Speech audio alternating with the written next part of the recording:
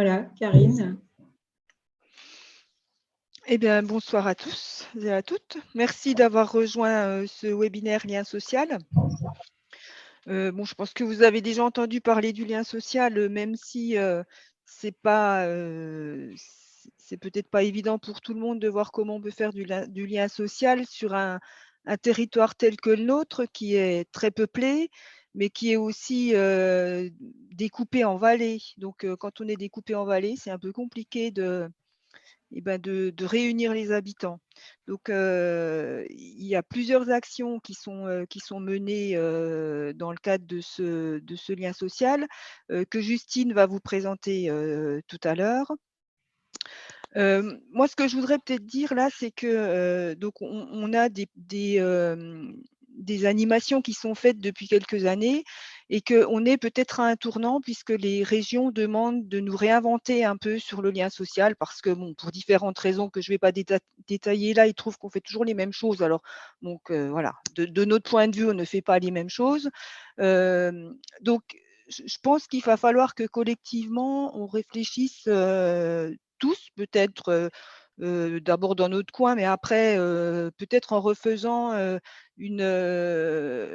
refaisant un webinaire de ce genre pour voir comment on peut se réinventer, comment on peut imaginer de nouvelles choses qui pourraient réunir les habitants de tous les départements, les habitants entre vallées, enfin voilà, qu'on puisse créer vraiment un maillage des habitants sur notre beau territoire du parc. Bonsoir, Monsieur Losner de la région Bourgogne-Franche-Comté. Bonjour, excusez-moi du retard. Je venais justement de dire que vous région, demandiez à ce que nous réinventions un peu le lien social. Voilà, j'expliquais. Ben, voilà, tu es tout de suite identifié, Pierre. Alors, on n'a pas fait le tour de table. Je me sentais interpellé, effectivement. On n'a pas fait le tour de table. Bon, vous voyez les noms. J'y suis arrivé sans beaucoup de discrétion. Voilà. Mais quand on fera, alors c'est vrai qu'on l'a pas dit, Karine, je me permets de dire qu'il y aura une présentation bon, c'est 1 heure, hein, le webinaire. S'il y avait, comme disait Karine, d'autres sujets qui prendraient un petit peu plus de temps à discuter, on pourrait refaire une séance spécifique sur ce sujet-là. Donc là, on va laisser, après l'introduction, hein, que je laisserai continuer à Karine, mais il y aura un temps d'échange après la présentation ou même entrecoupé. Hein. Justine nous fait quelque chose d'un petit peu original. Donc, elle nous donnera le top pour discuter. Voilà, vous aurez la parole à ce moment-là. Et puis, peut-être que c'est bien de vous présenter quand vous prendrez la parole pour la première fois, à chaque fois, enfin, pour la première fois. Comme ça, ce sera plus simple et ça nous évitera de faire le tour de table tout de suite. Voilà, donc Karine, désolée, je fais une petite intermède technique. Non, mais c'est bien, oui, c'est bien. Je ne pense pas toujours à dire les choses pratiques. Je ne sais plus où j'en étais. Oui, donc voilà, cette demande de nous réinventer. Et je pense qu'il faut vraiment que les délégués au parc prennent cette mission de lien social à cœur et partagent dans les territoires, dans leur territoire, toutes les actions qui peuvent être faites, remontent des actions qui peut-être qui viendraient des habitants eux-mêmes ou des associations de leur village, pour voir comment on peut imaginer quelque chose peut-être qui au départ démarrait à un niveau très local et puis qui pourrait essaimer un peu sur le territoire.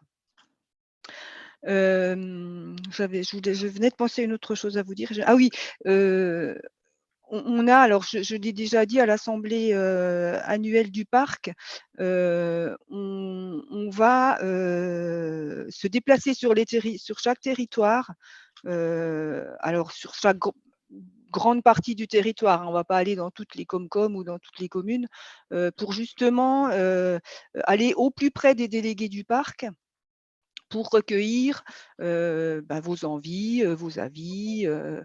Et c'est peut-être après ces déplacements qu'on fera dans le courant du premier trimestre, début du deuxième trimestre, qu'après on pourra peut-être se refaire une séance pour voir ce qu'il en ressort, comment vous voyez le lien social, comment on pourrait animer ce lien social sur le territoire du parc. Et puis voilà, l'important dans le lien social, c'est le partage. Donc, je pense qu'il faut qu'on partage nos expériences, nos avis, nos envies, surtout nos envies. Je pense que ça, c'est important. Voilà. Et ben, je vais peut-être pas être plus longue parce que Justine a beaucoup de choses à dire. Donc, je vais lui passer la parole. Par contre, je voudrais m'excuser d'avance parce que j'ai un imprévu à 18h. Il faudra que je vous quitte à ce moment-là. Voilà. Donc, j'en suis bien désolée, mais je n'ai pas le choix. Merci d'avoir introduit notre séance. Et puis, comme les rendez-vous sont pris avant que Justine démarre, je voudrais dire que c'est vrai que je suis en charge d'un projet en lien avec Karine et Justine, justement de faire 3 rencontres déjà, en gros, une par versant pour essayer d'aller au plus proche des délégués sur ce thème du lien entre les délégués, acteurs du lien avec les habitants, puisqu'on a quand même un grand territoire, 200 communes, vous êtes 400 délégués de communes. Donc, c'est vrai qu'à côté de Justine, ça fait plus de poids, on va dire. Donc, Justine ne pourra pas aller à la rencontre de tous les habitants. On en a 252 000 sur le territoire. Donc, on avait pensé déjà démarrer par une rencontre par territoire et puis de s'appuyer justement, et ce soir, c'est un petit peu le début, tu vas peut-être le dire, Justine, mais de s'appuyer sur votre expérience et de créer un groupe de travail, puisque vous avez déjà, on va dire, une longueur d'avance sur ce sujet-là, pour parler aux autres délégués, pour créer cette dynamique que souhaitait Karine. Tout est inventé, puisque c'est justement dans la co-construction que nous allons travailler. Voilà, on y reviendra peut-être tout à l'heure dans la discussion, puis on fera un appel à participation pour préparer donc, ces 3 rencontres qu'on souhaite vraiment co-construire. Donc moi, en tant que chef de projet, et puis avec Justine, et puis d'autres personnes de l'équipe, en fonction des thèmes qu'on pressentira. Voilà, on est en train d'avancer petit à petit. Voilà, je laisse la parole à Justine. Merci à Karine pour l'introduction et à Anne également. Donc, bonsoir à toutes et à tous, j'espère que vous allez bien. Donc, comme l'a dit Anne, je vais vous proposer une présentation pour regarder un petit peu toutes les actions que le parc a mis en place pour soutenir les initiatives citoyennes sur son territoire, ou en tout cas les mobiliser, les fédérer, les promouvoir, les visibiliser. Donc, je vous conseille de vous installer tranquillement. J'ai une présentation avec plein de photos, donc ça va être un peu le récit de ce soutien à travers cette présentation. N'hésitez pas à intervenir si vous avez la moindre question. Et puis, je vois que nous avons Marie-Blanche et Isabelle de Fraisse, nous avons Jacques d'Oberbruck, nous avons également Christelle de Sainte-Marie-aux-Mines. Donc, probablement que je vous donnerai la parole à un moment ou à un autre pour que vous nous fassiez part également de votre expérience sur ce sujet. Alors, c'est parti. Donc, la question de ce soir, c'était quel soutien du parc aux initiatives citoyennes. Donc, il faut savoir que le parc des Ballons des Vosges, vous voyez mon écran, c'est bon? Super. Donc, il faut savoir que le parc des Ballons des Vosges, c'est un parc naturel régional et l'un des seuls parcs, en tout cas en France, à avoir un poste de chargé de mission lien social et participation citoyenne. Donc, ce statut est normalement dû justement au fait que c'est un grand territoire, donc comme l'a dit Anne, plus de 200 communes, beaucoup d'habitants, mais aussi justement cette volonté et ce besoin de pouvoir recréer du lien social à travers ces vallées. Donc, cette mission a décidé de se découper, on va dire, en 4 grands objectifs. Le premier, c'est d'accompagner, susciter et valoriser les initiatives locales et citoyennes. Le deuxième, c'est de permettre de faire réseau entre les citoyens qui sont engagés. Le troisième, c'est de créer des espaces de débat pour permettre aux habitants de se rencontrer et d'échanger sur des problématiques communes. Et enfin, le dernier, c'est donner l'opportunité aux habitants de pouvoir s'exprimer et de faire remonter de manière ascendante leurs préoccupations au sein des communes. Donc, nous avons pas mal de choses à travers ces différentes thématiques. Elles se rejoignent plus l'une les unes des autres. Donc, la première, comment accompagner, susciter et valoriser les initiatives locales et citoyennes. Donc, le parc a mis en place depuis 2014 des appels à projets qu'il nomme soutien aux initiatives citoyennes. Donc, au départ, un appel à projet qui était sans thème spécifique, qui en 2015-2016 est parti plutôt sur solidaire avec la nature, en 2017, partageons nos savoir-faire, et en 2020-2021, participons ensemble au changement de demain. Donc, ce sont des appels à projets qui se mettent en place sur 2 ans à peu près, qui récompensent à chaque édition à peu près 10 lauréats. Donc, nous avons ici une carte des différents lauréats pour les 3 premières éditions seulement. Donc, on voit qu'ils sont quand même assez bien répartis sur le territoire du parc et donc qui permettent aussi de faire réseau entre des acteurs qui ne se connaissent pas forcément. Et nous avons aussi des critères de sélection qui sont bien spécifiques pour cet appel à projet. Comme vous pouvez le voir sur cette image, donc nous avons les 4 critères qui ont été utilisés, enfin même les 5 qui ont été utilisés justement pour définir les lauréats de la dernière édition. Donc, nous avons à la fois le fait qu'il faut que ce soit une dynamique collective. Donc, une personne seule ne sera jamais lauréat. Il faut vraiment que ce soit un groupe, donc soit une association, soit un collectif d'habitants informels. On a aussi le fait de vouloir en fait recréer de la rencontre. Donc, ça, c'est quelque chose qui est vraiment primordial dans cet appel à projet. Et enfin, le souhait aussi qu'on ne souhaite pas financer de grands projets. Donc, on a un but, on finance que des petits projets qui ont un budget maximum de 5 000 € avec un financement du parc qui n'ira pas au-delà des 2 000 €. Et on souhaite justement aussi de permettre d'avoir un accompagnement technique, comme ce sont des habitants, des citoyens qui n'ont pas forcément l'habitude d'être dans une association ou d'avoir ces démarches administratives. Donc, c'est vraiment tout cet accompagnement qui leur est proposé. Et voilà, donc surtout se fait au niveau du budget qui est un projet de petite taille. Donc, par rapport à ces appels à projets, donc, il y a différents soutiens et différents apports qui sont mis en place pour pouvoir soutenir ces projets citoyens. Donc, le premier est le financier, parce que du coup, en général, ils ont quand même besoin de financement pour pouvoir mettre en place leur action. Le deuxième, c'est de la technique, donc comment gérer un projet, comment compléter un dossier de candidature, comment faire un bilan financier, mais également des fois, comment mettre en place une réunion, créer une médiation au sein d'un groupe et d'un collectif. Donc, il y a toutes ces petites choses en fait qui peuvent être justement transmises à ce collectif, mais aussi bien des fois des petites choses de logistique, administrative ou de convention. La troisième, c'est donc un appui en communication, avec notamment des chroniques radiophoniques, mais également des communiqués de presse, ou en tout cas un appui fort sur les réseaux sociaux du parc, d'une mise en réseau avec des acteurs, donc qu'ils soient formels ou informels, c'est-à-dire soit on va créer un moment de rencontre pour que les acteurs se rencontrent, ou alors on va au contraire plutôt faire du bouche à oreille en disant « Ah, mais peut-être que cette personne que j'ai rencontrée à ce moment-là peut vous intéresser, ou en tout cas peut avoir un apport ou une richesse dans votre projet ». Une des thématiques aussi qui est le plus importante, c'est que chaque projet citoyen doit déposer sa candidature avec la signature de son délégué au parc. Ce qui fait que, en fait, un projet ne peut pas être accepté tant que le délégué au parc n'a pas vu au minimum ce projet. Donc, le délégué est informé au moment de la candidature, mais également au moment où le projet devient lauréat. Donc, une lettre officielle lui est envoyée pour qu'il puisse prendre connaissance de cela et pourquoi pas accompagner de la manière dont il peut ce projet. Et enfin, du coup, tout ça en suivi de la gestion financière. Et ces types de soutien, en fait, peuvent être cumulés selon en fait, le type de projet et les besoins aussi des citoyens.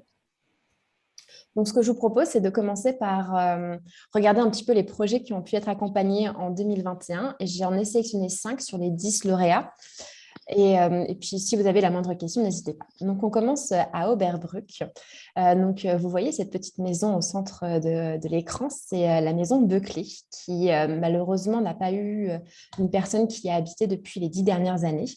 Et il s'est avéré qu'après de nombreuses études, il n'y avait aucun projet assez décisif qui valait en fait la peine pour pouvoir investir, ou en tout cas qui tenait le coup pour pouvoir vraiment en fait faire revivre cette maison.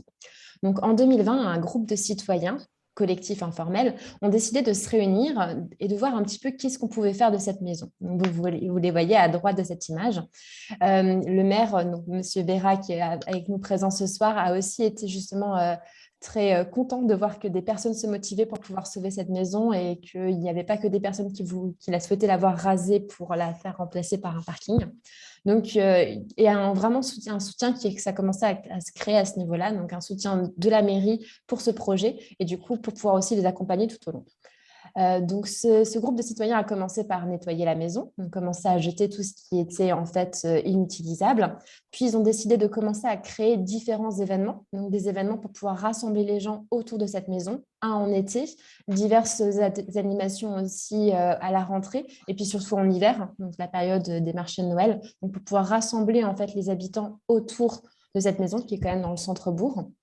Puis, il y a des idées qui ont commencé à émerger. Donc, qu'est-ce qu'on pourrait faire de cette maison? Est-ce qu'on pourrait faire plutôt un lieu d'accueil, un lieu d'atelier, un lieu de création, un lieu d'exposition, un lieu de cuisine, un bar? Qu'est-ce que ça peut devenir sans forcément être en concurrence avec les commerces déjà existants? Et donc, à ce moment-là, ce collectif justement d'habitants a décidé de à la fois se créer en association, une association de type collégial qui est quand même un nouveau type d'association, et en même temps aussi de pouvoir questionner les habitants sur ce qu'ils voulaient en fait, in fine, de cette maison. Et donc, c'est parti de là. Donc, comme vous le voyez ici, donc une maison, un avenir pour la maison Beuclé, toute une campagne en fait et une démarche qui a commencé à être menée. On en parle dans les journaux, on en parle dans les médias. Les citoyens consultés sur l'avenir de la maison Beuclé. Ça ne s'arrête pas aux portes d'Oberbruck, ça va jusqu'au-delà. Donc, dans toute la haute vallée de la Dolère est concernée. Et du coup, on n'hésite pas à l'afficher. La maison, on la voit complètement en fait floquée avec cette banderole. On voit une boîte à idées qui est installée à la place de la boîte aux lettres. Des questionnaires envoyés à la fois dans les boîtes aux lettres de tous les habitants d'Oberbruck, mais également à travers les réseaux mail en fait, pour pouvoir avoir les réponses aussi bien de manière numérique que de manière papier. Et une restitution prévue du coup au mois de janvier. Donc, voir un petit peu qu'est-ce que les habitants souhaitent, qu'est-ce qu'ils disent et ce qui est-ce que finalement donnera en fait cette consultation citoyenne. Donc voilà, donc la maison revit petit à petit. Elle n'est pas encore habitée, mais en tout cas, elle reprend vie parce qu'on parle d'elle et qu'on souhaite la sauver. Et en même temps, on n'oublie pas aussi d'aménager les alentours. C'est-à-dire qu'il n'y a pas que la maison en tant que telle, mais aussi son jardin qui est juste derrière. Pourquoi pas en faire un jardin partagé. Il y a aussi une petite cabane abandonnée. Pourquoi pas en faire un poulailler partagé. Et donc, diverses idées qui émergent au fur et à mesure, tenues par cette association, mais qui est là aussi pour récolter les avis en fait, de tous les habitants et reconstruire un lieu de rencontre dans ce village. Et Monsieur Béra, vous voulez rajouter quelque chose à cela? Non, je crois que c'était assez complet. Super. Je trouve ça bien. Voilà, juste ce qu'on voudrait faire. Donc, on continue l'enquête là jusqu'à fin décembre. Et ce qu'on aimerait faire, c'est une réunion publique au courant du mois de janvier. Et si on pourrait associer quelqu'un du Parc des Ballons, ce serait très bien. Ok. Il faut dire aussi que la grosse difficulté, c'est que le conseil municipal est assez réticent pour retaper cette maison parce que pour une petite commune comme Oberbruck, c'est sûr que ça a un coût financier quand même assez important. Mais on tient bon, on continue. Je crois que ce qui se passe à l'heure actuelle est très, très positif. Ils ont fait un marché de Noël là, récemment. Voilà, c'était des ateliers pour faire des préétalats, des ateliers pour faire des décos de Noël. Je crois que c'est très, très positif et je pense que l'association doit s'étoffer un petit peu, qu'il y a un peu plus de monde qui y va. Et voilà, on est confiant. Oui. C'est le début. L'association a été créée en janvier 2020. Elle Voilà, c'est tout récent. Officialisée au mois de juin, donc on est quand même sur quelque chose de très récent. Mais en tout cas, effectivement, les habitants, on voit déjà que le lien social revient dans la commune malgré Covid et que tous ces lieux d'animation en fait recréent du lien et de la vie au centre-bourg. C'est vrai que c'est un peu difficile avec la crise sanitaire là, pour faire organiser des choses. C'est pas évident. Oui, tout à fait. Super. Et merci pour votre témoignage. Alors, deuxième projet, un autre type, là, cette fois-ci, c'est justement aller vers la création de dynamiques locales. Alors, vous savez, donc, il y a pas mal de débats aujourd'hui sur les VTT enduro, sur justement, des fois, les sentiers sauvages qui peuvent exister. Et c'est avéré qu'un collectif d'habitants, de nouveau informels, s'est constitué au niveau de Auxelles-Haut et a pris conscience, en fait, qu'il y avait énormément de tracés sauvages, qu'il y avait quand même une réserve naturelle protégée non loin de là, et qu'il fallait peut-être, en fait, pour pouvoir canaliser le flux de personnes qui venaient pour réaliser cette pratique, créer leur propre sentier. Donc, ce qu'ils ont décidé de mener, c'est justement créer une sorte de consultation au niveau du lieu, en fait. Donc, à la fois réunir la mairie, mais aussi les chasseurs, l'ONF, la DDT, voir un petit peu tout ce qui était nécessaire de faire, donc pour le faire en bonne et due forme, valider le tracé, en fait, de ce sentier par le conseil municipal, donc avoir vraiment cette relation. Et puis, pour avoir un petit peu plus de sérieux, ils ont également décidé de créer l'association Entre les Cimes qui permettra de gérer un petit peu plus ce sentier. Donc, chantier participatif, c'est-à-dire les jeunes comme les vieux, on est parti. Le 22-23 mai, on a les premiers jours de chantier, donc on commence à débroussailler. Toutes les personnes que j'ai citées tout à l'heure étaient d'accord pour pouvoir mettre en place ça. Donc, ils ont vraiment attendu la validation avant de commencer quelque chose. Donc, premier sentier, c'est bon. On voit vraiment que les jeunes sont investis. Le deuxième, pareil. Donc là, au mois de juillet, 2 mois plus tard, on continue. On essaye de faire nos petits bosses. On essaye de faire le sentier comme on le souhaiterait, en fait. Donc, c'est avantage aussi de pouvoir faire participer les habitants et les usagers, en fait, qui vont utiliser par la suite ce sentier VTT enduro. Le troisième a eu lieu le 9 et 10 octobre. Donc là, on commence à finaliser, à mettre le balisage, à expliquer peut-être le saut aussi, comme vous le voyez sur la droite. Parce que voilà, quand on a une certaine vitesse, mieux vaut le savoir. Et donc, ce projet a vraiment eu l'intérêt qu'il avait souhaité, c'est-à-dire à la fois mobiliser les habitants, mais aussi mobiliser justement ces sportifs et le faire en bonne et due forme pour que, on espère, ces trajets sauvages disparaissent au fur et à mesure et qu'uniquement cette piste soit occupée pour les prochaines descentes. Un autre projet, cette fois-ci plutôt dans la vallée de Münster. Donc, c'est les habitants de Kalbar qui ont décidé de mettre en place justement dans leur hameau, dans un espace un petit peu déserté qu'ils avaient, de vraiment en fait le concevoir pour que ce soit un endroit de low-tech, d'échange et de partage de savoir-faire et d'artisanat premier. Donc, afin de d'abord aménager le lieu, ils ont créé un chantier participatif également le 10 et 11 juillet, donc vraiment pour commencer à monter on va dire, de ce lieu-là, commencer à faire le feu de bois, commencer à faire également la grande table sur laquelle pouvoir se réunir, et puis commencer aussi directement des ateliers, des animations. Donc, le premier week-end a tellement bien marché qu'ils se sont dit, on va en faire d'autres. Et donc, le 10 octobre, le Marshmallow a pris place au sein du collectif de Kalbar. Et là, à la grande surprise de tout le monde, même avec une communication de dernière minute, il y avait du monde. Donc, on a pu voir différents stands d'artisanat, justement. Donc, on a de la papeterie, on peut voir de la sculpture, mais également laissé à disposition de tout le monde. On a aussi comment travailler le cuir, mais pas seulement. On peut avoir les légumes, ça c'est important. Le petit kiosque pour la lecture est à prix libre. Donc, ça veut dire que la majorité des choses aussi et de la participation des personnes était en fait selon ce que les personnes pouvaient donner ou voulaient donner par rapport à ce qu'elles avaient ressenti sur cette journée-là. Et puis, il y avait du monde, en fait. Il y avait vraiment du monde. Je pense qu'eux-mêmes étaient très étonnés du fait que autant de personnes se soient mobilisées. Donc, de par l'agriculteur qui était présent, on a pris quelques épis de maïs pour faire mettre au niveau du feu.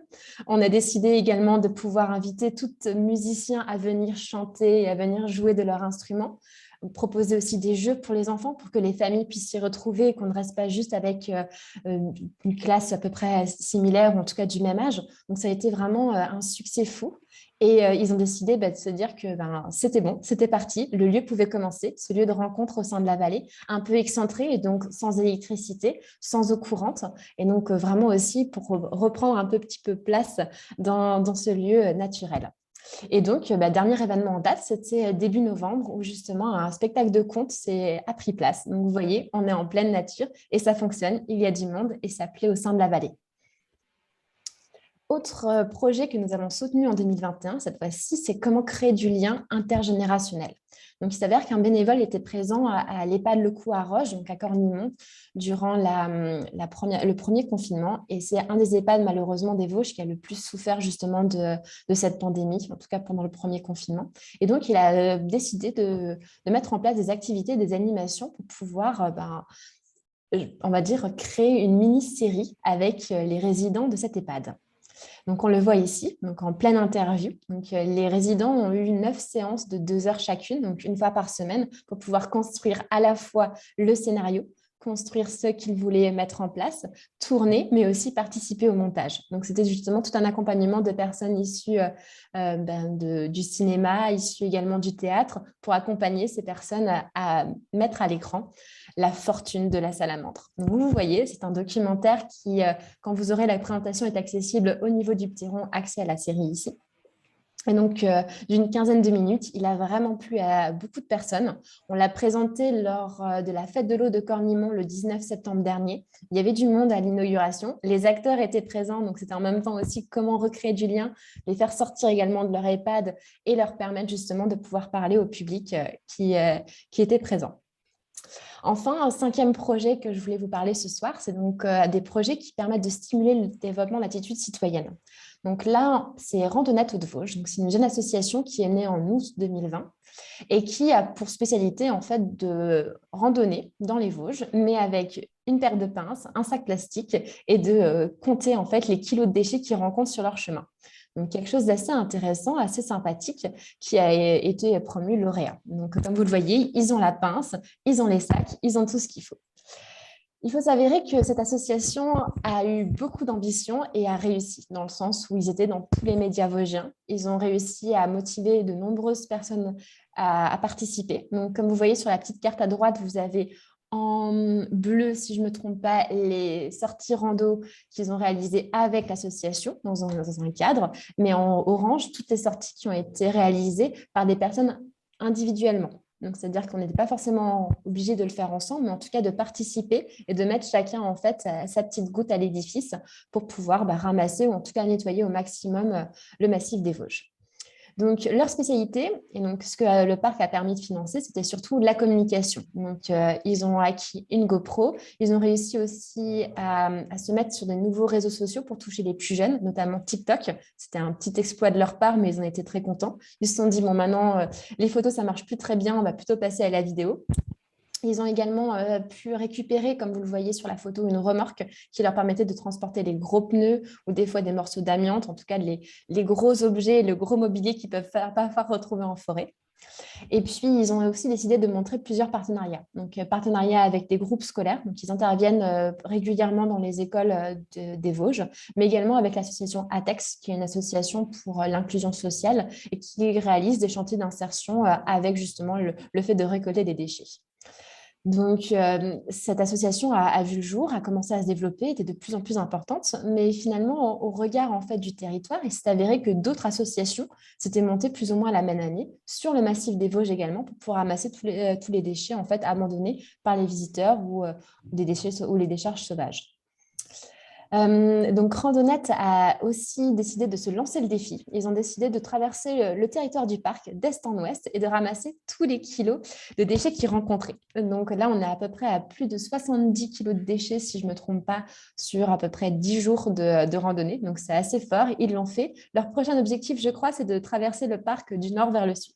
On verra où ça nous mènera en 2022. En tout cas, ce que je disais tout à l'heure, c'est qu'il y avait d'autres collectifs qui étaient présents sur le massif des Vosges et qui faisaient la même chose. Et donc, on a proposé, en tout cas avec le parc, de pouvoir réunir déjà une première fois ces collectifs et puis deuxièmement, de créer en fait un ramassage citoyen autour du lac de Crut au mois d'août pour pouvoir se faire rassembler ou en tout cas mettre en réseau déjà ces personnes qui faisaient exactement la même chose mais sur des secteurs différents. Et donc, curieusement, on a commencé à voir que beaucoup de déchets étaient ramassés sur le massif, comme vous pouvez voir les chiffres. Donc, nous avons une association du côté vosgien, donc Randonnette, du côté alsacien avec Alsace Nature et surtout son groupe local Florival qui est très engagé, qui fait également de la sensibilisation dans les écoles et qui n'hésite pas à mobiliser les communes, en tout cas de la vallée, pour pouvoir les aider à ramasser les déchets. Et puis SOS Planète Saverne, du côté plutôt du Bas-Rhin, qui a décidé de s'attaquer à un projet assez faramineux. D'ailleurs, un mois après ce ramassage citoyen, ce qui lui a fallu la venue en fait, de tous les autres collectifs vosgiens et alsaciens pour venir les aider, car ils ont trouvé une décharge d'à peu près 700 pneus, je crois, des pneus laissés, donc qui faisaient plus de 7 tonnes. Et donc, à travers 2 chantiers participatifs, ils ont décidé vraiment de pouvoir débarrasser en fait, ces pneus de la nature et de pouvoir leur donner une autre vie, en tout cas, mais pas qu'ils se dégradent comme ça dans une décharge sauvage. Donc voilà, c'était la fin de cette première explication sur comment le parc en fait accompagne, suscite et essaye de motiver en tout cas les initiatives citoyennes sur son territoire. Est-ce que vous avez des questions pour cette première partie? D'accord. En tout cas, n'hésitez pas à m'arrêter si vous en avez d'ici là. Donc, si tu peux parler peut-être un tout petit peu moins vite, Justine, je sais que tu as un débit, mais c'est vrai que c'est un petit peu moins vite, ce serait peut-être mieux pour la compréhension de tous, si c'est possible. Je vais essayer. Il va falloir que tu fasses un gros effort. Ça marche. Merci. Pas de souci. Donc, on était sur la mise en réseau donc, des acteurs sur le massif. Et donc, en fait, on est sur le deuxième point de cette mission, qui est de comment, en fait, créer en fait, des mouvements sur le territoire du parc, mais des mouvements qui soient pérennes, en fait, et qui permettent de servir les différents groupes citoyens qui exercent, en fait, leurs actions de part et d'autre des différentes vallées. Donc, pour ce faire, nous avons aussi décidé de se mettre en coopération avec des radios associatives professionnelles sur le territoire du parc. Donc, nous en avons une du côté alsacien, Azur FM, et 3 du côté vosgien. Cocktail FM qui est plutôt sur Gérardmer, Saint-Dié-des-Vosges.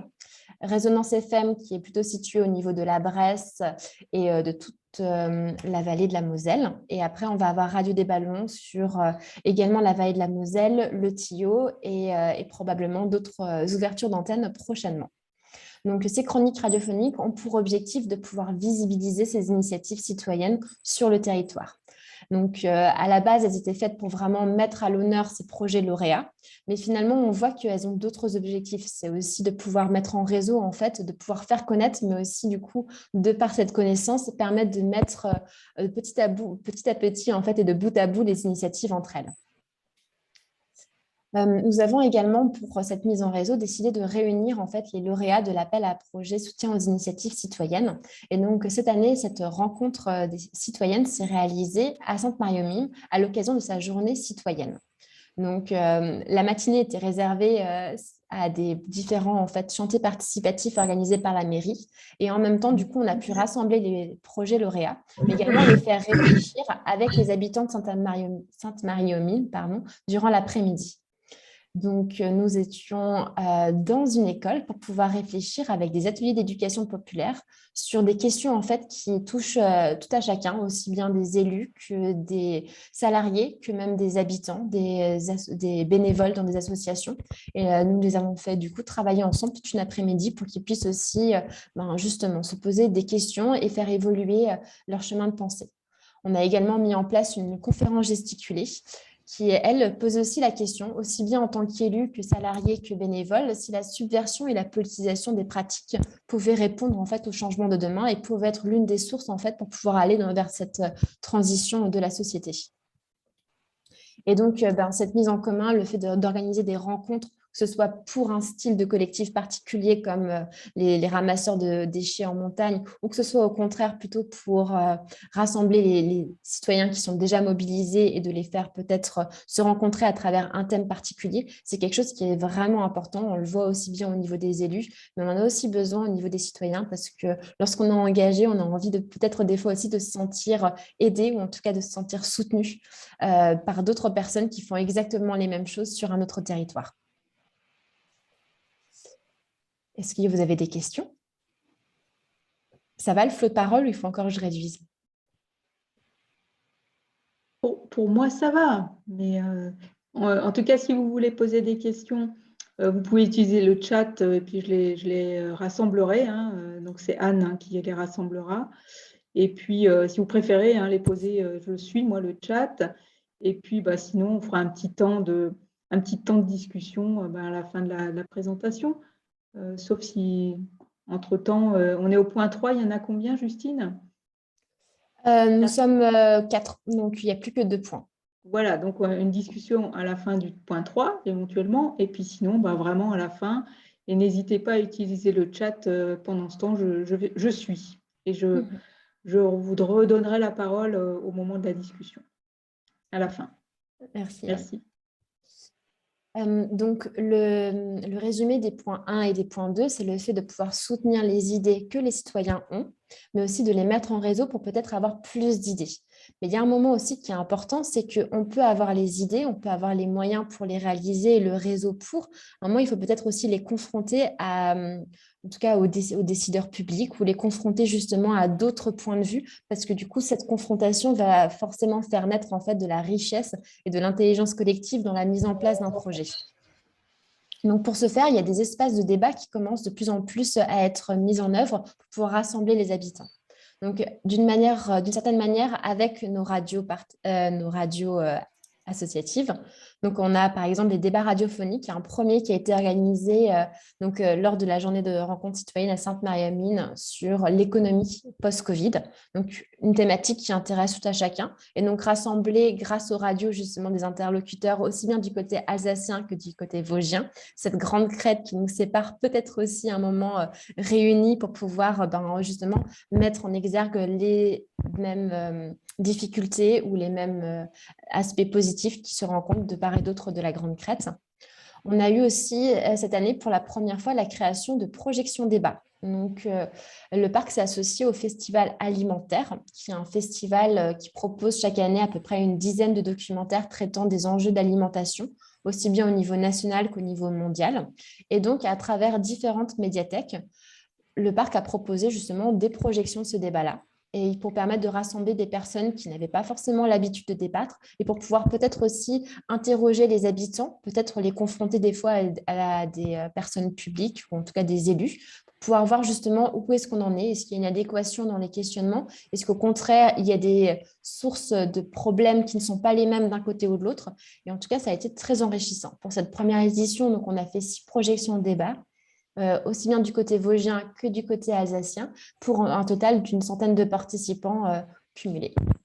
Donc, c'était vraiment très intéressant. Je crois que toutes les médiathèques dans lesquelles on était étaient partantes pour pouvoir refaire cette initiative l'année prochaine. Et je pense également que l'alimentation est un sujet qui va de plus en plus, en tout cas, interpeller les habitants. Je peux déjà regarder un petit peu le territoire et de voir qu'il y a d'un côté l'émergence des différents PAT, les plans alimentaires territoriaux, mais en même temps aussi, on a commencé à avoir une certaine, on va dire, sensibilité citoyenne à ce sujet. Par exemple, la vallée de la Weiss commence à aider l'arrivée de nouveaux agriculteurs ou au contraire de créer leur propre AMAP, une association de maintien à l'agriculture paysanne, donc qui propose des paniers régulièrement aux habitants.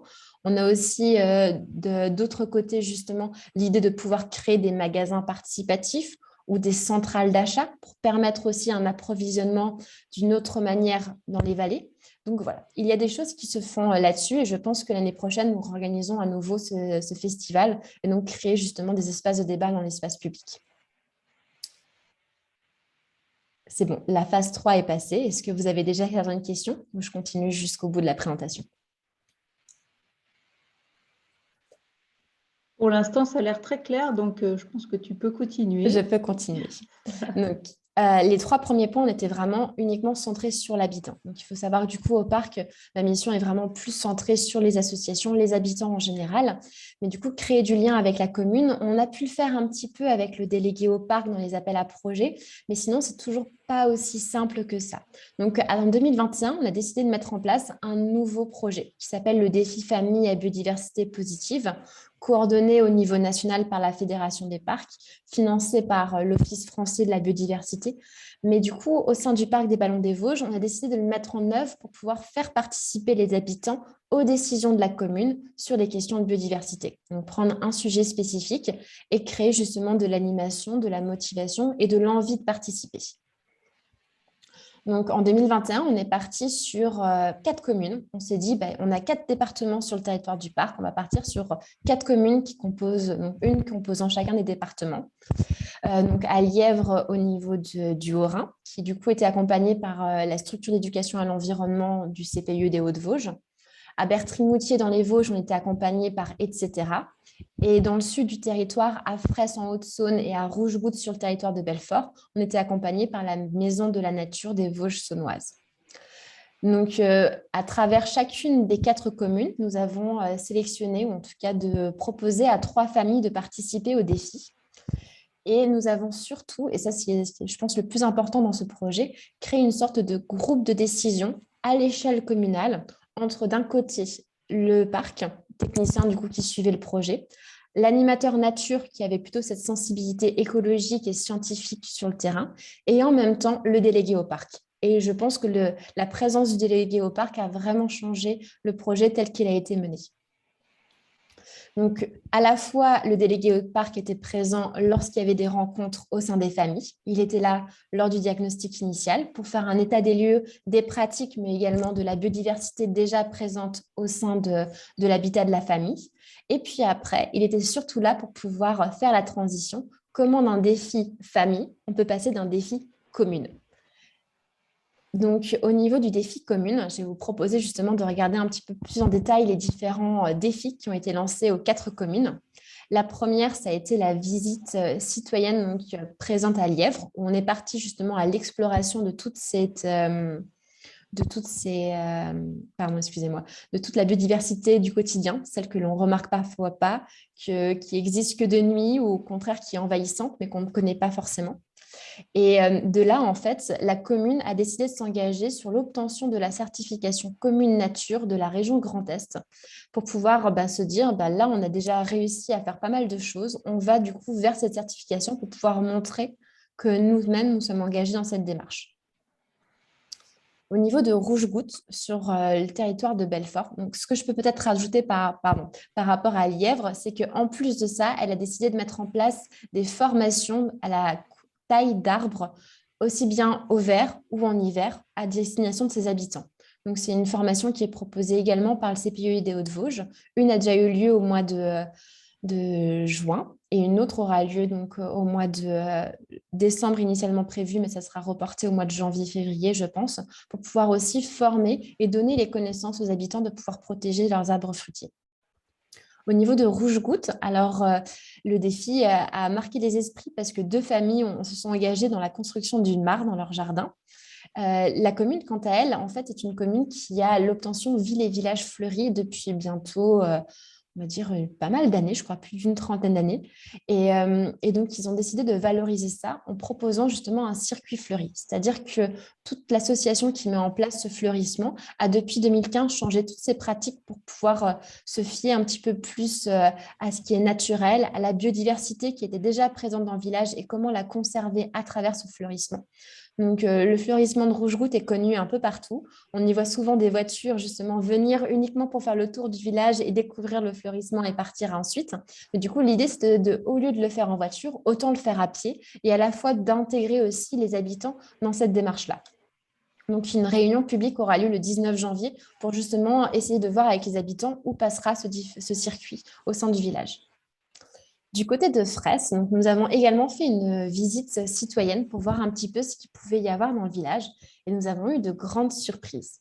À la fois dans le clocher, nous avons découvert une colonie de grands murins, chauves-souris protégés et qui méritent également qu'on les connaisse un petit peu plus. Nous avons vu qu'il y avait des opportunités pour pouvoir placer des nichoirs au sein des lavoirs communaux. Et en plus, nous avons également vu que pourquoi pas que le verdissement du cimetière était une possibilité.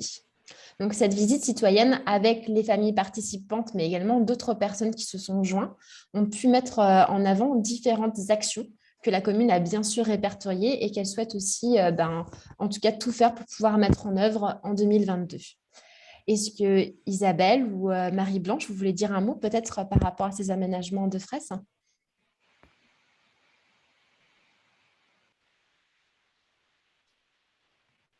Non, ok. J'ai l'impression que tout est bon alors. Si vous voulez intervenir, n'hésitez pas. Mais donc, voilà. Donc, par exemple, pour le guano, c'est comment à la fois transmettre cette connaissance aux habitants, mais du coup, organiser une formation, une réunion, pourquoi pas un chantier participatif pour récupérer le guano, montrer aussi justement que le guano est un excellent fertilisant naturel pour le sol. Il y a peut-être aussi justement le fait qu'au niveau de l'école, pourquoi pas installer une caméra pour pouvoir regarder un petit peu et permettre aux écoliers de regarder le nid de faucon crécelle qui justement loge au sein du muret, ou en tout cas, pourquoi pas proposer aussi des carrés potagers pour permettre justement un jardin potager au sein de l'école. Donc, diverses choses qui a l'air assez intéressantes. Donc, un grand investissement aussi justement de à la fois Isabelle Lapara, mais aussi Marie-Blanche déléguée au parc, qui était vraiment présente à chacune des rencontres. Oui, je crois que vous avez ouvert votre micro entre-temps, hein, Marie-Blanche et votre collègue. Oui, voilà, absolument. le temps que voilà, ça passe vite avec Justine. Donc, je vois que vous avez allumé votre micro. Alors, vous avez la parole. Oui, on avait du mal à trouver le son, c'est pour ça. Voilà, je me dis que c'était peut-être ça. Oui. Voilà, et effectivement, donc il y a des choses qui ont déjà été mises en œuvre, notamment l'achat d'une caméra. La recherche de matériel. De matériel pour la mise en place de la caméra, donc pour le nid de faucon. On est en même temps sur plusieurs projets qui n'ont pas encore, qui ne sont pas encore terminés, qui n'ont pas encore abouti, notamment une maison des associations où on aimerait faire une quiétude-attitude. Donc on est un peu coincé par comment je veux dire par des travaux qui ne sont pas encore terminés. Voilà.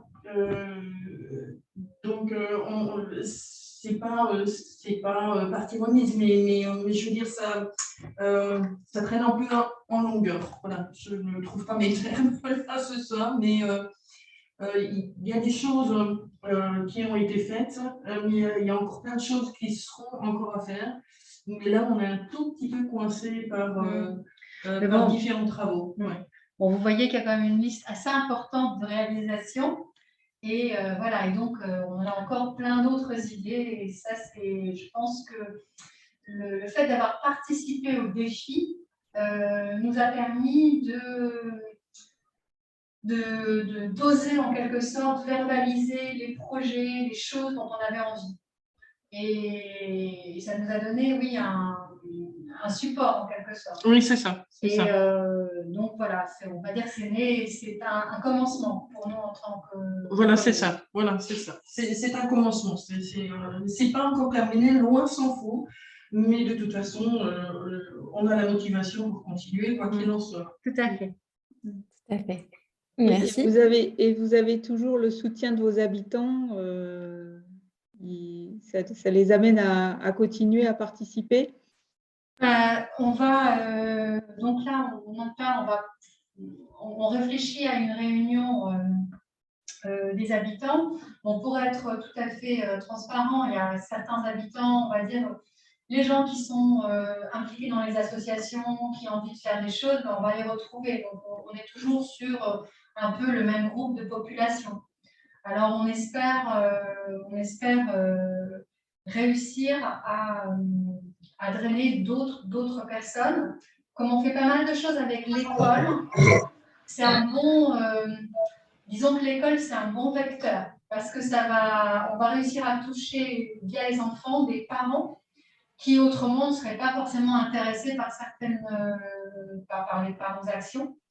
Donc voilà, on va voir ça, mais bon, pour l'instant, on n'est pas encore, comment dire, on n'est pas encore découragé. Et ça peut peut-être rejoindre la présentation qu'on avait faite aussi des initiatives, des projets pédagogiques qui, justement, le parc propose des liens entre les communes, les écoles et des associations ou d'autres. Voilà, donc je sais qu'il y a peut-être une idée à creuser aussi autour de ça, puisqu'effectivement, c'est au moment où les parents cherchent leurs enfants à l'école que je pense qu'il y a le plus de liens qui se fait entre les parents d'une part et puis avec l'école, quoi, enfin avec la commune. Tout à fait. C'est quand même un bon moment en tout cas pour s'impliquer. Mais on voit toute la difficulté qu'il y a à fédérer les gens. Hein. Voilà, et c'est peut-être une piste à creuser là, pour la suite de nos rencontres, enfin une thématique sur la suite de nos rencontres, les 3 rencontres, on pourrait peut-être creuser ces sujets-là pour voir un peu comment dire, les bonnes pistes. Les bonnes pistes oui, vous avez tous entre vous pour les partager et puis les creuser davantage. Hein. Oui. Effectivement, voilà, on a commencé à toucher des parents qui ne savaient même pas que le parc existait, que la commune en faisait partie, etc., en plantant un verger l'an dernier et en donnant à chaque classe du village un arbre qu'ils ont planté eux-mêmes et qui vont voir et qui vont tailler avec le conseiller qui est en charge de ça. Donc et là, les parents tout d'un coup se sont rendus compte qu'il y avait des choses à faire par rapport à la pollinisation, par rapport à le maintien de la biodiversité, etc. Mais bon, donc on en reparlera de ça peut-être à un autre moment. Oui, mais on aimerait bien vous compter, enfin je parle pour Karine François et Justine, on aimerait bien, on vous invite à venir préparer avec nous les 3 rencontres, ou au moins la rencontre qui concernera votre secteur. Donc vous êtes les bienvenus là pour la suite de notre aventure. Bien sûr, non, mais avec plaisir. Vous pouvez compter C'est bien sur qu'on nous. pouvait compter sur vous. Tout à fait. Je redonne la parole à Justine. Là, je ne voudrais pas du coup la monopoliser. Justine, tu avais encore des choses à nous montrer, je pense. Juste la commune de Bertry-Moutier qui est assez aussi exceptionnelle dans la mise en place du défi famille et biodiversité positive. Voilà, donc Bertry-Moutier a commencé son investissement avec l'association, etc. Donc en mars, ils ont déjà mis en place la nuit de la chouette parce qu'il s'avère que le clocher du village avait l'habitude d'accueillir une chouette effraie. que le nichoir est toujours présent. Donc justement, ils ont décidé de remettre un petit peu au goût du jour ça, même s'il est inoccupé en ce moment, de pouvoir sensibiliser un petit peu les enfants au niveau de la chouette et de la vie nocturne qu'il peut y avoir dans le village. De là est partie aussi l'envie citoyenne d'avoir une formation de taille d'arbre. Donc la prochaine est prévue le 22 janvier, à ce moment-là mise en place par la commune au sein d'un des jardins d'une famille participante au défi. En plus de cela, il s'avère qu'il y a eu la résidence de la compagnie Le Plateau Livre, donc une compagnie de théâtre qui a décidé de prendre place à Bertry-Moutier, qui a commencé justement au moment du passage du défi à la famille au défi à la commune et qui sera présent à différents moments en fait de l'année 2022. Donc la prochaine rencontre sera au mois de mars et une future au moment de l'été pour pouvoir continuer à faire vivre ce défi, mais aussi de pouvoir regarder en fait les choses différemment avec un regard peut-être artiste, du coup qui vont changer aussi la manière de voir les choses. En plus de cela, on a la création de 2 chantiers autour de Bertry-Moutier, dont un chantier qui va permettre justement de relier le village, donc Bertry-Moutier, à l'école qui est le plus proche, c'est-à-dire l'école de Raves, où tous les écoliers aujourd'hui ne peuvent pas en fait aller à pied, ils sont obligés de se faire déposer en voiture. Donc, il y a l'idée justement de pouvoir créer ce petit sentier et leur permettre d'aller plus facilement à l'école. Et enfin, également, comme tu disais, Anne, justement par rapport à l'appel à projet pédagogique du parc, donc l'école de Raves s'est aussi portée volontaire pour pouvoir continuer un petit peu cette sensibilisation des plus jeunes à la biodiversité environnante. Donc, pour conclure cette présentation assez longue, c'est-à-dire quel est le soutien aujourd'hui du parc aux initiatives citoyennes ? À travers toutes les actions et toutes les innovations que j'ai essayé de vous montrer, j'ai essayé d'être le plus concise et de résumer tout ça en une slide. La voici. C'est-à-dire que grâce à ces actions, j'ai l'impression que le parc apporte à ces initiatives justement d'une part de la crédibilité. Lorsqu'elles affichent justement au sein d'autres partenaires qu'elles sont soutenues par le parc, on voit déjà l'initiative en général d'une autre manière. On se dit, ah ben, du coup, elle a déjà atteint cette crédibilité par le parc, ça veut dire qu'on peut lui faire confiance et qu'on peut aller avec elle en fait dans son projet, même s'il n'est pas encore bien ficelé, même s'il est tout nouveau et qu'on ne connaît pas encore le retour d'expérience sur ce dernier. En tout cas, ça apporte cette crédibilité vis-à-vis d'autres partenaires aussi, des fois, quand le projet, donc je pense que justement à Monsieur Béra, je pense que le fait que le parc ait soutenu ce projet, en tout cas les amis de la Haute-Vallée de la Dolère, ça a peut-être aussi joué quelque chose, je pense, au niveau de la communication ou au niveau de la crédibilité que peut avoir ce collectif au sein de la Haute-Vallée. On a une question de visibilité aussi. Du moment où une action est visible, on a des fois plus confiance en elle, ou en tout cas, on va pouvoir la voir différemment et peut-être en prendre un peu plus exemple. La légitimité et la confiance en soi. Des fois, les habitants, ils se disent que ce n'est pas son rôle, c'est des fois le rôle de la commune. Comment justement mettre ce projet en place alors que normalement, ce devrait être plutôt la commune qui devrait mettre ça. Et au contraire, je trouve que des fois, il y fait de pouvoir rappeler aux habitants tout ce qu'ils ont déjà mis en œuvre et de pouvoir leur montrer qu'ils sont légitimes à mettre plus de choses en place en partenariat avec la commune et d'autres institutions. Ça leur redonne de la confiance et du coup, cette confiance leur sert justement à créer plus de projets ou en tout cas de se mettre en réseau avec d'autres personnes et d'avoir moins de mal à dire ce qu'ils font exactement. Il y a aussi un soutien sur la gestion de projet. Donc, on sait qu'on est quand même dans un pays un peu bureaucrate, qui a quand même pas mal de documents à rendre systématiquement. Et les habitants, des fois, c'est des choses vraiment qui les révulsent, qui les repoussent et qui se disent « Ah non, c'est trop compliqué, j'ai pas envie de faire ça. » Et donc, justement, le fait d'avoir apporté un petit peu cette technique ou des fois de simplifier certains documents administratifs leur a permis aussi de se dire « Non, ça va, c'est pas la mer à boire, on va pouvoir y aller, on peut le faire. » Et finalement, c'est des petits trucs comme ça peut aussi nous apporter une certaine sérénité ou en tout cas une gestion des risques différente par rapport au projet. L'innovation sociale, c'est justement l'expression de nouvelles idées, c'est vraiment quelque chose qui nous semble important parce que l'innovation sociale, ce sont des innovations qui répondent à des nouveaux besoins, à des nouveaux justement nécessités de la société qui ne sont encore répondues par rien d'autre en ce moment. Et des fois, ça se met en premier lieu en place au niveau associatif avant de prendre place des fois au niveau professionnel et donc entrepreneurial. Donc justement, être à l'écoute de ces expressions, de ces nouvelles idées, de ces nouveaux projets, ça apporte aussi quelque chose au territoire. Et enfin, des rencontres. Je pense que là, nous sommes tous d'accord, aussi bien du côté du lien social que du côté justement de la cohésion d'un territoire, que du côté de l'expression aussi des personnes, de leur confiance en elles et de je sais pas, l'autonomie que peut avoir un certain territoire par rapport à ses relations, par rapport aux solidarités de proximité qui peuvent se mettre en place. Je pense que c'est vraiment quelque chose qui est important et sur lequel, certes, on a été freiné par le Covid, mais de nouvelles manières de se rencontrer a aussi pu voir le jour. Donc maintenant, on est un petit peu plus biprésentiel et en même temps virtuel, je ne sais pas comment exactement le dire. En tout cas, ça apporte aussi d'autres choses. Ça montre que des fois, les distances ne sont pas aussi longues à parcourir et qu'en même temps, on peut quand même s'organiser en ligne, des fois pour pouvoir plutôt gérer tout ce qui est administratif, même si on préfère toujours le présentiel parce que c'est là qu'on a le plus de bons souvenirs, des bonnes expériences et des choses qui nous font dire que non, on a envie de s'investir dans ce collectif parce qu'ils se sentent bien aussi, parce que c'est un peu la famille et parce que les amitiés, ils sont présentes également. Donc voilà, du coup, si vous avez des questions, c'est le moment. Donc, merci encore à Karine François, donc mon élue référente qui suit exactement tous mes projets tout au long de l'année et qui me donne aussi ses conseils avisés lorsqu'il y a besoin. Et je reste à votre disposition si vous avez des questions aussi après cette présentation. Voilà. Merci Justine. Alors, vous avez été tellement attentif qu'il n'y a pas de questions dans le chat. Moi, j'ai une petite question. Voilà, Madame Yanisseli, je vous donne la parole. Oui, bonsoir. Bonsoir. Je vous ai rejoint en cours de… Je suis désolée, je suis arrivée un petit peu en retard. Je ne sais pas si vous aviez évoqué cette question, mais alors, j'ai apprécié tous les projets qui ont été présentés. Alors, pour vous faire une petite présentation rapide, moi, je suis vice-présidente à la région Bourgogne-Franche-Comté et je m'occupe, entre autres, du handicap. Et cette notion-là n'apparaît pas, en fait, dans vos projets. Et lors d'échanges avec le président, M. Seguin, et Mme François, on s'était dit qu'on pourrait apporter cette notion dans les projets peut-être en cours ou dans de futurs projets.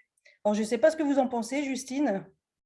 Tout à fait, ça peut être l'opportunité. C'est vrai que du coup, dans l'appel à projet 2020-2021, il n'y a pas eu de projet qui traitait du handicap. On était plus sur le lien intergénérationnel que réellement le handicap. Mais je sais que parmi les 3 anciennes éditions de l'appel à projet, il y a des fois des projets de réinsertion qui sont portés ou même des projets justement avec ce lien handicapé qui était présent.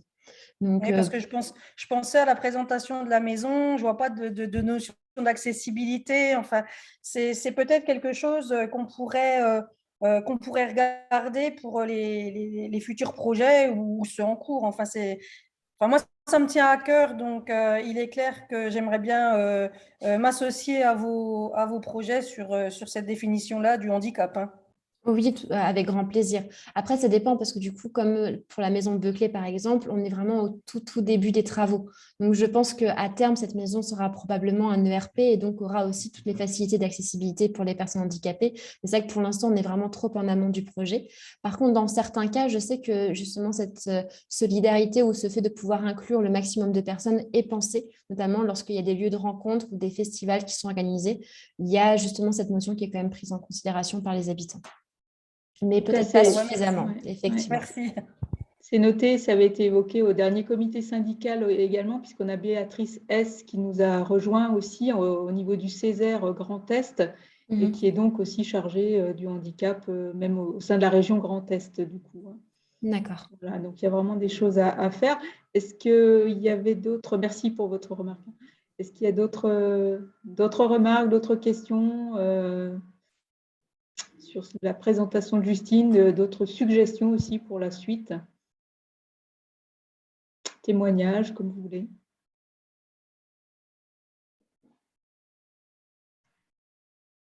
Tout a été clair. Donc, on compte sur vous tous pour nous aider à préparer les prochaines rencontres. Madame Yanisseli, peut-être aussi, là, les 3 rencontres qu'on veut mettre en place. On va encore voir sous quelle forme. Voilà, mais n'hésitez pas à revenir vers Justine ou vers moi hein, pour vous déclarer intéressé. Tout à fait. Alors, ce qu'il faut savoir aussi, c'est que… Oh, pardon, il y avait une autre intervention. Non. Moi, je voulais juste dire que j'ai l'occasion, de toute façon, de travailler aussi aux côtés de Madame François. Donc, il est clair que j'ai des infos précises et rapides. Donc, moi, je me permettrai de toute façon de revenir aussi vers elle pour m'inclure dans vos projets. Hein. Très bien, merci. Donc, il faut savoir aussi que, comme le disait Karine au début de cette présentation, on est dans un grand tournant. Donc, d'un côté, l'année prochaine, donc en 2022, on va réfléchir sur l'appel à projet. Quels sont ses points positifs, ses points négatifs? Est-ce qu'il est vraiment en fait la manière de pouvoir soutenir les initiatives sur le territoire sans forcément avoir comment dire, on ne doit pas définir un territoire particulier sur lequel on propose en fait l'appel à projet, et pour l'instant il est sur tout le territoire du parc. Donc il y a pas mal de questions qui vont se poser là-dessus, sachant que en ce moment, l'État fait de plus en plus d'appels à projets, on en voit dans pas mal de collectivités. Mais la question est de se dire, est-ce que en fait, c'est le meilleur outil à l'heure actuelle? Est-ce qu'on ne pourrait pas justement innover sur une autre manière de pouvoir soutenir ces initiatives différemment, peut-être en incluant plus de liens avec la commune? Donc, ce sera une des réflexions l'année prochaine. Et puis, la deuxième réflexion, c'est ce que Anne racontait tout à l'heure, c'est-à-dire que l'année prochaine, on fera 3 rencontres avec les délégués au parc. Et ce qui nous tient vraiment à cœur, c'est que ce soit les délégués au parc et leurs préoccupations qui réalisent le programme. Dans le sens où c'est vrai que nous-mêmes, nous ne sommes pas élus, nous ne sommes pas délégués, donc on ne peut pas forcément savoir ce que vous rencontrez comme difficulté chaque jour. Et il y a l'idée de vraiment vous intégrer pour que le programme vous corresponde et qu'il puisse vous servir à vous, et que ça fasse aussi en même temps réseau peut-être avec d'autres délégués qui auraient les mêmes difficultés. Et donc, pour ce faire, un groupe de travail se mettra en place tout début 2022. Si vous souhaitez y participer, je pense qu'on vous enverra une invitation, en tout cas pour vous y rendre. Mais c'est vrai qu'on cherche justement à vraiment se poser les bonnes questions dans ce tournant. Le lien social, c'est important. Il y a aussi d'autres problématiques qui le sont tout autant. La participation citoyenne émerge, mais en même temps, on voit qu'il y a encore des difficultés d'acceptation, des difficultés de concertation des fois aussi. Donc, voilà, diverses réflexions qui arrivent et qu'on aimerait vraiment, sincèrement, échanger avec vous. Voilà, est-ce qu'il y a encore des réactions? Oui, comme Madame Marie Blanche, je ne retiens pas votre nom, alors je vous appelle Marie. Oui, Marie Blanche, oui, c'est très bien. Non, mais ça ira très bien, ça ira très bien. Non, c'était juste pour vous dire que c'était vraiment très intéressant, par exemple, pour le handicap. On n'y pense effectivement pas suffisamment. Et pouvoir l'intégrer dans toutes les initiatives, je trouve que c'est vraiment, vraiment légitime. Et non, c'est vraiment super. Et puis, qu'est-ce que je voulais dire? Du coup, ça m'a échappé. Du coup, je voulais dire quelque chose. Et vous souhaitez participer à notre groupe de travail, j'imagine, non? C'est pas. Oui, bien sûr. Oui, absolument. J'insiste, mais non, c'était peut-être pas autre tout à fait, chose. tout à fait. Non, oui, ce que je voulais dire, c'est qu'on a aussi été handicapés pendant 2 ans par cette pandémie. Donc, il y avait des choses qui se mettaient en branle, qu'on a dû arrêter, on a repris, mais différemment. Donc, c'était vraiment une période assez spéciale. Et c'est vrai que là, on a l'impression, là aussi, où on est souvent pris par notre quotidien de conseiller municipal ou notre quotidien de vie, tout simplement, qui fait que il y a des fois, on n'y met pas non plus 100%. Voilà, je veux dire, c'est le quotidien qui prime par rapport à certaines choses. Donc, c'est pour ça qu'il est bon d'avoir ce genre de réunion, ce genre d'échange qui nous apporte, voilà, comme notamment le handicap. Je trouve que c'est super. Très bien, donc on retient effectivement, je me suis noté moi 2 mots-clés, alors on reverra avec Justine et Karine, mais le handicap bien sûr, là on vient d'en parler, mais aussi le lien entre école, parents, pour impliquer pas toujours les mêmes. Oui. Trouver peut-être les bonnes initiatives pour élargir le cercle, puis peut-être renouveler aussi les associations qui sont peut-être pour qu'il y ait toujours cette vie associative qui fonctionne dans les villages, dans les communes. Oui, je pense que c'est important de les inclure. Là, nous, on est en train de commencer à travailler dessus et pas avoir de préjugés par rapport aux associations. Et voilà. Pas parce qu'on a l'association des chasseurs qui va être contre la biodiversité. Bon, voilà. L'idée, c'est quand même d'inclure tous les habitants. Et dans nos habitants, il y a des chasseurs. Donc, il faut faire avec.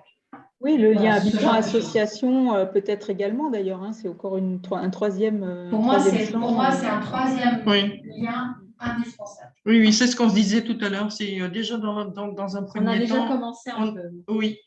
Dans un premier temps, oui, inviter toutes les associations. Oui. Et puis voir ce qui peut sortir du chapeau. Ça, ce sera la première initiative. Monsieur Béra, vous avez allumé votre micro. Je ne sais pas si vous vouliez dire quelque chose. Non, d'accord. Parce que ceux qui allument les micros, souvent, ils veulent parler. Mais bon. Voilà, sinon, s'il n'y a plus de réaction, on vous donne rendez-vous l'année prochaine. C'est le dernier des 7 rendez-vous webinaires. Et puis, donc, l'année prochaine aussi, on va continuer, mais je pense qu'il faut qu'on renouvelle nos thématiques aussi. Donc, on va aussi faire un bilan, comme dit Justine, avec nos élus. Maintenant, nous avons des élus référents sur les thématiques, des vice-présidents, des régions, départements. Donc, voilà, chacun va prendre un thème et puis je pense qu'on aura d'autres sujets qu'on va aborder de la même manière. Les webinaires, c'est bien, comme disait Marie-Blanche la dernière fois, mais je pense qu'il faut les deux, c'est-à-dire qu'un webinaire et peut-être une rencontre de terrain, comme la dernière fois on l'avait évoqué, d'aller par exemple voir près de chez vous à Fraisse la réserve naturelle des ballons comtois dont on parle beaucoup, et puis voilà, pour aller voir concrètement. Donc peut-être que voilà, on va essayer, j'espère que le contexte nous le permettra. En tout cas, il y a le webinaire, mais il y a la réalité du terrain, et merci beaucoup à Justine de nous avoir montré du lien social concret. On voit que voilà, derrière les projets, il y a plein de choses qui se passent, et puis ça peut donner des nouvelles idées, des associations intéressantes. Et comme tu disais, ça peut aussi créer des nouvelles entreprises. Donc ça, c'est aussi important qu'il y ait du boulot, enfin des emplois dans les communes, justement. Voilà, donc je vous souhaite de très belles fêtes, croisant les doigts. Merci de même. Merci. Et gardez votre enthousiasme, Justine. On compte sur toi, Pierre, pour ça aussi. Oh, moi, je suis en arrière-plan.